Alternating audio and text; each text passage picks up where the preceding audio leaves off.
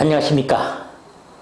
이 시간은 준동사 중에 하나, 준동사라고 하면 여러분도 아시겠지만은 부정사, 분사, 동명사 이 세 개가 준동사죠. 근데 준동사 중에 하나인 부정사 용법에 대해서 우리가 한번 고찰해 보겠습니다. 근데 이 부정사 용법만 갖고도 사실 굉장히 많은 설명이 될 수도 있는 겁니다. 그런데 어쨌든 좀 우리가 간략하게 만들어서 한번 최대한의 효과를 한번 발휘해 보죠. 자, 그러면 부정사라고 하면 뭡니까? 투부정사 하면 투 플러스 동사 원형을 쓴 게 투부정사죠. 근데 좀 더 이걸 깊이 정리를 한다면요. 한번 자세히 말한다면, 예를 들어서 어떤 동사가 이형식 동사라면 아무 다른 거 필요 없지 않습니까? 근데 이형식 동사라면 보호가 필요하겠죠.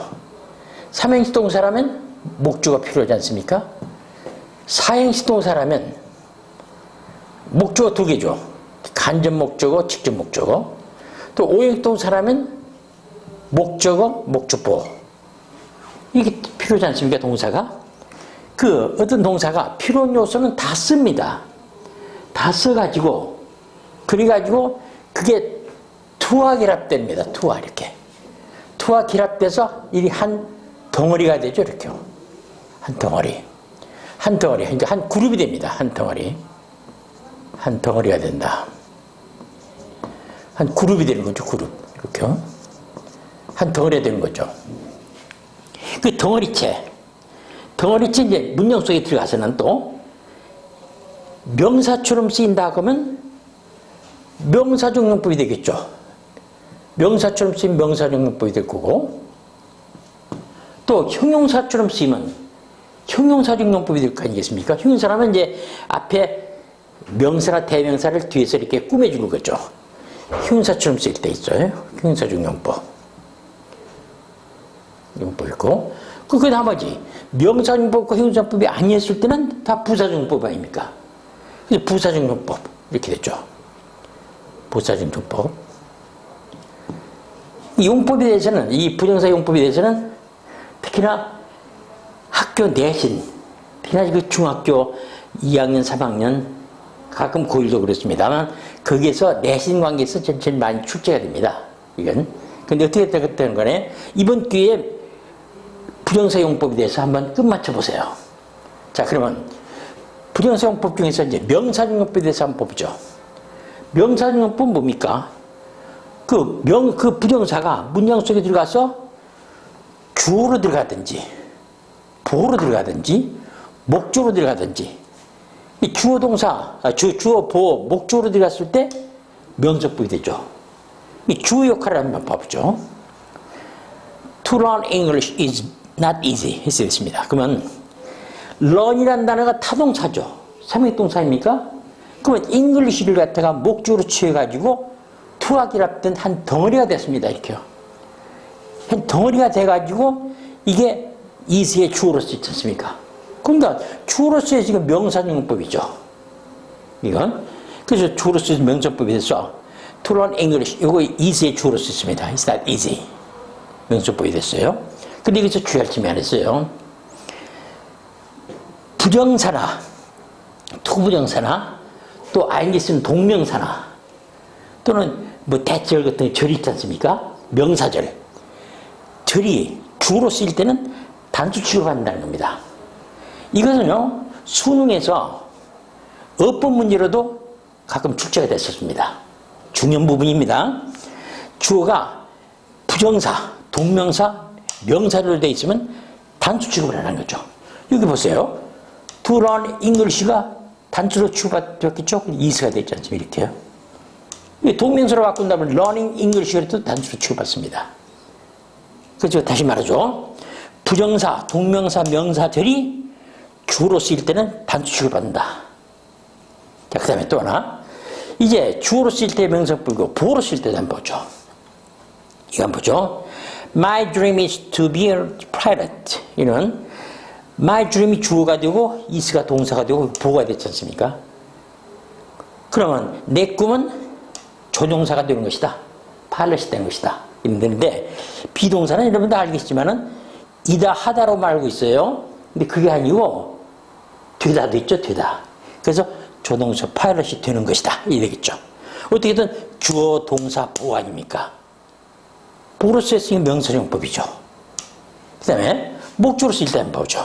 목적으로 쓸 때 보면 I hope to see him again. 나는 그를 다시 만나길 희망한다. 그러면 주어 동사하고 hope이 목적으로서 to see him again이 목적으로 쓰였지 않습니까? 그러니까 목적으로 쓰였으니까 명사적 용법이죠. 자, 그와 같이 여기서 이 명사법에서 우리가 뭐 특히나 좀 주의할 점이 하나 있어요. 의문사 플러스 투부정사라는 그 덩어리가 많이 쓰이죠. 의문사 플러스 투부정거리 이 덩어리가 이 덩어리인데 의문사 플러스 투부정사라는 덩어리는요. 이게 명사처럼 쓰입니다. kokkon이 명사 그래서 명사적 용법이 되죠 이게요. 그래서 명사구죠 명사. 이거 명사적 용법이 명사구가 됩니다. 명사구 이게 명사구 역할을 합니다. 근데 이게 의문사 플러스 투부정사로 되어 있는 걸 절로 바꾼다면 만약 그러면요 의문사 다음에 이제 그 문장의 분위기에 따라서 주어가 나오고 의뢰 should나 가끔 can을 쓸 때도 있습니다. should 동사원이 없으면 됩니다. 자, 밑에 한번 보죠. 자, I don't know which to choose. which라는 의문 대명사입니다. 나는 어느 걸 택할지 모르겠다.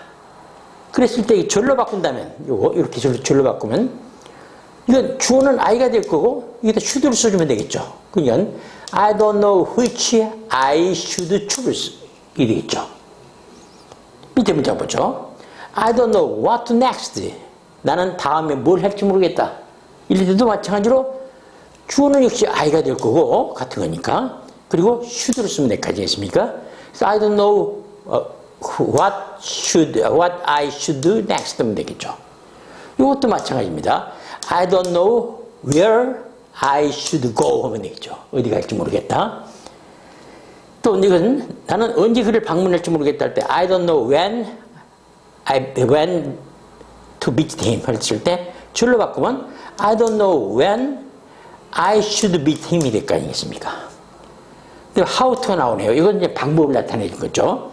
I don't know how to drive a car. 그럼 어떻게 운전할지 모르겠다면 이때는 I don't know how I should drive car인데 이때는 can을 써도 되겠죠. 가끔 그 should 대신에 can을 쓸 때도 있는 겁니다. 그 다음에요. 부정사는 네 번째 이게 중요하죠. 이것도 부정사는 전차의 목조가 될 수 없어요. 부정사는 전차의 목조가 될 수 없는 거니까 전차 다음에 부정사가 나오면 안 됩니다. 물론 그래요. 나중에 전차편가 설명하겠습니다만 except라는 전차, 지하다는 전차 있습니까? 지하다는 전차, 또 벗이라는 전차 이런 전차들은요 오히려 뒤에가 동명사를 쓰는 것이 아니고 부정사를 씁니다. 이건 예외적인 전차죠. 그 예외적인 전차인데 이것은 예외적인 거니까 말할 필요는 없고 나중에 우리가 전차편에서 설명할 겁니다. 근데 어쨌든 전차 다음에 동사가 나왔다 하면 부정사를 쓰면 절망이에요. 절망. 안 되는 거죠. 부정사 쓰면 안 되는 겁니다. 그리고 반대에 동명사를 쓴다. 전차 다음에는 동명사를 써줘야 됩니다. 동명사. ing 동명사를 써야 됩니다. 그래서 밑에 한번 보죠. He went out. 그건 밖으로 나갔다. Without to say goodbye인데 작별인사 없이 나갔다는 거죠. 그랬을 때 이게 without라는 전차가 나왔지 않습니까? 이렇게. 그 전차 다음에 동사 나왔죠? 동명사를 써줘야 되니까 이건 saying이 될 거 아니겠어요? saying을 쓸 거 아닙니까? 그래서 without saying goodbye 이렇게 됩니다. 알겠죠? 전차 다음에 동사가 나오면 동명사를 쓰는 것이다. 물론 예외는 있다. 그러니까 예외는 나중에 전차편에서 선생님이 설명을 하면 다시 할 겁니다. 어쨌든 이게 중요한 거죠. 여기 우리 부분에서는 중요한 것은요. 특히나 부정사, 동명사, 명사들이 주어로 쓰일 때는 단수 취급받는다는 거. 또 의문사보다 to 부정사를 갖다가 절로 바꾸면 의문사하거나 주어 should 동사 원형을 쓴다. should 대신에 can을 쓸 때도 있긴 있다. 이 명사구를 바꿀 때. 또 전사 다음에는 동명사를 쓰는 거지 부정사를 쓰지 말아달라. 알겠죠? 다음은 부정사의 형용사적 용법에 대한 겁니다. 형용사는 게 뭡니까? 명사나 대명사를 꾸며주는 거죠. 부정사도 그렇다는 겁니다. 그때 꾸며줄 때 자기가 꾸며주는 말 뒤에 붙는다는 거죠. 자, 이거 한번 보죠. 형용사처럼 명사나 대명사를 뒤에서 직접 수식한다. 뒤에서 이런 모양이 되죠. 명사나 대명사 있고 나서 뒤에 부정사, 이 부정사가 앞에 있는 명사를 바로 명사 대명사를 꾸며줍니다. 그러니까 형용사적 용법이 되죠. 형용사적 용법이 됐습니다. 자, 그러면 이거 한번 예를 한번 들어보죠. He's not a man to tell a lie. to tell a lie 할 때 이건 거짓말하다는 단어 알죠? 거짓말하다, to tell a lie. 그는 거짓말하는 사람이 아니야. 거짓말할 사람이 아니야. 그때 이게 to tell a lie가 man을 꾸며줬습니다. 그게 형용사용법이죠. 형용사용법이 됐습니다. 그 다음에 또 하나, I have a book to read. 나는 읽을 책이 있다. 읽을 책. to read가 book을 꾸며줬습니다. 그러니까 형용사용법이죠. 그리고 이건 read가 타동사니까 이건 바로 book을 목적으로 주는 그런 누가 됩니다. 근데 밑에 한번 적어보죠. I have a house to live in 했을 때 나는 살 집이 없다 했을 때 live란 단어가 자동사입니다. 원래 동사 원리가 그러지 않습니까? 자동사는 우리 문장 오형식이란 그 부분에서 내가 한번 설명할 겁니다. 근데 어쨌든 자동사는 목적으로 취급된 전치사가 필요합니다. 그러니까 live와 자동사의 in이라는 뜻을 취해야만이 앞에 있는 house를 취하는 거죠. 그래서 to live in을 써야 됩니다. 이렇게 하면 틀리는 거죠. I have a house to live 하면 틀리죠. to live in까지 써야 되는 거죠. 그 원리가 밑에서 적용됩니다. I have a pen to write with. 나는 가지고 쓸 펜이 없다. 이걸 with의 목적어가 펜이 됩니다. 가지고 쓸 펜이 없다. 그 다음에 또 하나, I have a chair to sit on. 이랬을 때 sit가 자동사죠. 그러면 이때는 걸상 위에 앉는 거니까 on을 쓸 거 있습니까? 물론 이제 암치어 같은 건 in을 씁니다. 근데 어떻게든 to sit on을 써가지고 chair를 목적으로 치는 거죠. 또 하나 해보죠. I have a friend to play with. 나는 함께 놀 친구가 없다 할 때 with의 목적어가 앞에 있는 friend 아닙니까? 이런 게 바로 형용사용법이죠. 예. 그 다음에 우리가 이제 명사적용법, 형용사적용법을 제외한 나머지는 다 부사적용법입니다. 자, 보죠. 부사적용법이 조금 여러 가지 다양성이 있어요. 그것도 중요하고요. 자, 부사적용법인데 그 중에서 목적용법은 우리나라 말로 번역할 때 그럽니다. 못막이 위하여 하든지 못마지 않기 위하여 하든지 그러죠. 못막이 위하여, 못마지 않기 위하여 목적용법이 되죠. 이거 한번 보죠. He works hard. 그럼 열심히 공부한다. 성공하기 위해서 할 때 to succeed를 써도 좋고 또는 so as to succeed를 써도 좋고 in order to succeed를 써도 좋습니다. to, so as to, in order to. 이 세 개가 되겠죠. 이렇게요. 이게 목적법이 됩니다. 못막이 위하여. 우리가 볼 때, 독해 문장 볼 때 부정사 용법에서는 목적용법이 제일 많이 나옵니다. 어지간한 목적용법입니다. 못막이 위하여 할 때. 하여튼 to, so as to, in order to. 그 다음에 못마지 않기 위하여는 he works hard. 그는 열심히 공부한다. not to fail. 실패하지 않기 위하여. so as not to fail, in order not to fail. 못마지 않기 위하여인데 자, 여기서요. 부정사의 부정어는 바로 앞에 온다는 겁니다. not뿐만 아니라 never도 그렇죠. never. 부정사의 부정어는 바로 앞에 온다. 요건요, 준동사 뺀 전체 통용되는 말입니다. 동명사도 그렇고 분사도 그래요. 분사구문도 그렇습니다. 하여튼 부정사의 부정어는 바로 앞에 두고 동명사의 부정어도 바로 앞에 두고 분사구문의 부정어도 바로 앞에 둡니다. 부정어는 두 개 있어요. not과 never. 이거. 하여튼 이게 주의할 점이죠. 부정사의 부정어는 바로 앞에 둔다. 자, 그 다음에 여기까지가 목적법이고 목적법은 to, so as to, in order to. 그죠? 결과법은 그 결과 뭐마다 그 결과 뭐마다 할 때 쓰는 거죠. 뭐 결과법은 그렇게 많이 나온 건 아닙니다. one morning, 어느 아침. 그래서 one day 하면 어느 날 그러죠. one afternoon, 어느 날 오후에, one evening, 어느 날 저녁에. 이렇게 됩니다. 그러듯이 one morning, 어느 아침에 I awake, 그의 과거 awoke죠. 이 A자가 O로 바뀐 거죠. 과거니까 I awoke, 나는 눈을 떴다. 일어났다는 겁니다.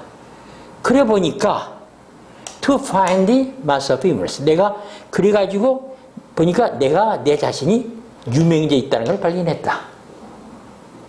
즉 용계 시인 바이런의 말이죠. 바이런이 갑작스레 좀 출세를 했죠. 정말로. 그래서 바이런이 그랬던 말입니다. 어느 아침 일찍 일어나 보니까 내가 일어나 보니까 내가 유명해져 있더라. 그 결과 이게 되죠. 또 이것도 보죠. He grew up. 그는 자랐다.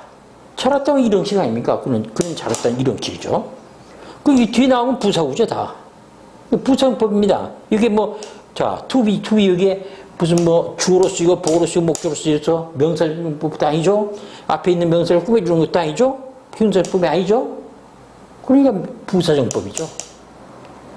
부사정법 중에서도 그 결과, 그는 자라서 그 결과 a lawyer, 즉 법률가, 변호사가 되었다. 이런 문장이 되겠습니다. 그게 되죠. 다음은 부정사의 부사적 용법 중에서 세 번째, 감정원인 용법입니다. 감정원인. 즉, 그 부정사 앞에 감정을 표시하는 단어가 나와요. 기쁘다든지 행복하다든지 뭐 그런 거. 그런 감정을 표시하는 단어가 나오고 나서 뒤에 나오는 부정사. 이게 그 부정사가 바로 그 감정원인을 나타내는 그 용법이 되죠. 그래서 한 예를 들어보죠. I'm glad to see you.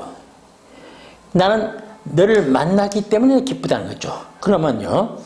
주어 동사 보호 아닙니까? 이 형식입니다. 딱 굳었기 때문에 부사구죠. 근데 보니까 이 글래드라는 감정이 나오게 된 게 바로 너를 만나니까 그랬던 거죠. 그래서 감정 원인 용법이 되는 거죠. 그래서 그게 우리가 처음에 만났을 때 그러지 않습니까? Glad to meet you. 그게 바로 I am에 빠져 있는 거죠. Happy to meet you. Pleased to meet you. 이렇게 쓴 거예요. 그 다음에 I'm sorry to trouble you.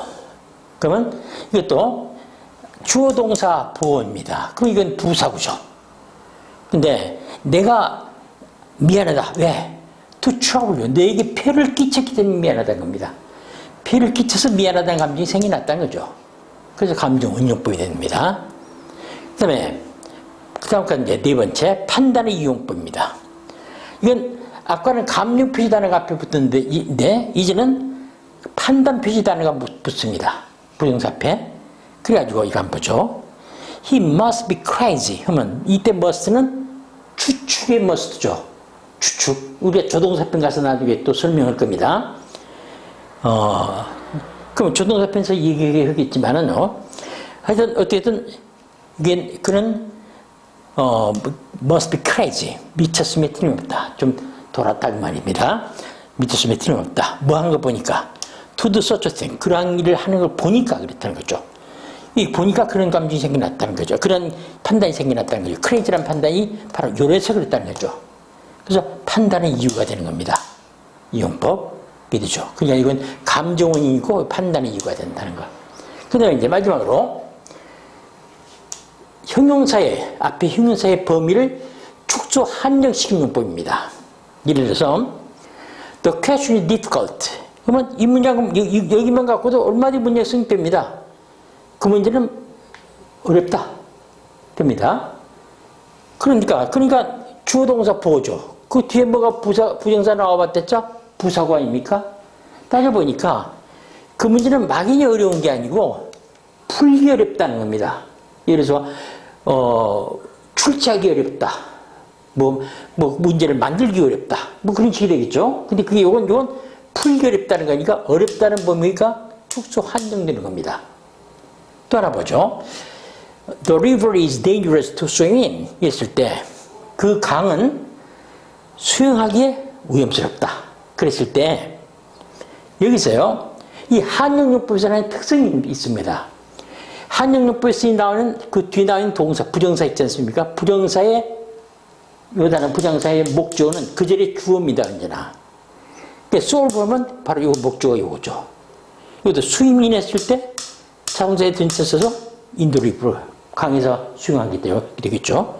그래서 부정사의 형용사의 범위를 축소 한정식용법에서는 이게 타동사하고 실이어야 됩니다. 만약 자동사라면 전체 하나 있어야겠죠. 이런 문제는 좀 어렵습니다. 이래서 the river is dangerous to swim만 쓰면 모릅니다. 그런데 바로 이 원리를 알고 있으면 되죠. 그러니까 한용법에서는 이 뒤가 타동사가 통해야 된다. 자동사라면 전체 하나 있어야 되겠다. 여기까지입니다. 이 정도 하면요. 이 부정사의 용법은 어느 정도는 다 해결할 수 있습니다. 특히나 이제 중학교 2학년, 3학년 그 용법에서는 그것을 많이 나옵니다. 부정사 용법에 대한 문제가 또 공무원 시험에서도 많이 나옵니다. 근데 그랬을 때 이 정도 있으면요. 용법은 다 해결됩니다. 그 뒤에 이 다음에도 부정사에 대해서는 철저히 내가 강의하겠습니다. 준동사 그러니까 분사 또 동명사 철저히 강의를 해드리겠습니다. 어쨌든 여러분 수고했습니다.